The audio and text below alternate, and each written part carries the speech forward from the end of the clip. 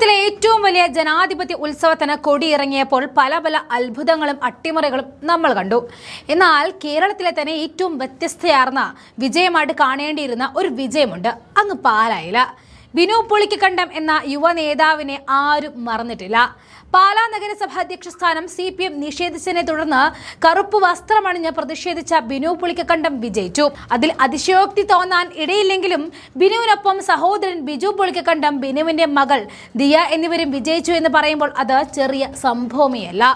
ഒരു ജനപ്രതിനിധിയാകാൻ നേതാക്കൾ പരക്കം പായുമ്പോൾ ഒരു കൂട്ടം ജനപ്രതിനിധികൾ ഒരു വീട്ടിൽ നിന്നും തന്നെ ഉണ്ടാകുന്നു എന്നത് ആ മേഖലയിൽ അവരുടെ ആത്മാർത്ഥ സേവനം തന്നെയാണ് തെളിയിക്കുന്നത്. അത് കാണാതിരിക്കാനാകില്ല. അതിൽ ഏറ്റവും പ്രധാനമെന്നത് സ്വതന്ത്രരായിട്ടാണ് മൂവരും മത്സരിച്ച എന്നുള്ളതാണ്. പാലാ നഗരസഭയിലെ 13, 14, 15 വാർഡുകളിലാണ് ഇവർ മത്സരിച്ചത്.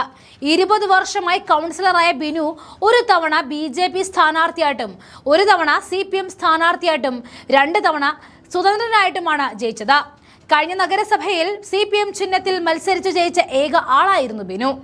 കേരള കോൺഗ്രസ് എമ്മുമായിട്ടുള്ള തർക്കങ്ങൾക്കൊടുവിൽ ജോസ് കെ മാണിയെ സന്തോഷിപ്പിക്കാൻ വേണ്ടി ബിനുവിനെ CPM പുറത്താക്കിയിരുന്നു. പക്ഷേ ബിനു ആയിരുന്നു ശരി എന്നുള്ളതാണ് നാട്ടുകാർ വിധി എഴുതിയത്.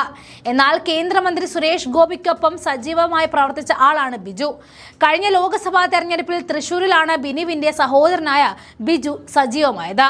കന്നി മത്സരത്തിനിറങ്ങിയ ദിയ മദ്രാസ് ക്രിസ്ത്യൻ കോളേജിൽ നിന്നും BA പഠനത്തിന് ശേഷം MBA പഠനത്തിലുള്ള ഒരുക്കത്തിലാണ്. 21-കാരിയാണ്. 40 വർഷം കേരള കോൺഗ്രസ് പാലാ നിയോജക മണ്ഡലം വൈസ് പ്രസിഡന്റായിരുന്ന PV സുകുമാരൻ നായർ പുളിക്കക്കണ്ടത്തിന്റെ മക്കളാണ് ബിനുവും ബിജുവും. എന്നാൽ മക്കൾ പല വഴിക്കാണ് സഞ്ചരിച്ചത്. കോൺഗ്രസിലും CPMലും BJPയിലും ഒക്കെ മത്സരിച്ചുവെങ്കിലും എന്തുകൊണ്ടോ അവസാനം ഒരു കുടുംബത്തിലെ 3 പേര് ഒരു പാർട്ടിയുടെയും പിന്തുണയില്ലാതെ ഒറ്റയ്ക്കൊറ്റയ്ക്ക് മത്സരിച്ചപ്പോൾ അവർ തന്നെയാണ് നാടിന്റെ പ്രതിനിധികൾ എന്ന് എടുത്തു പറയേണ്ട കാര്യം തന്നെയാണ്.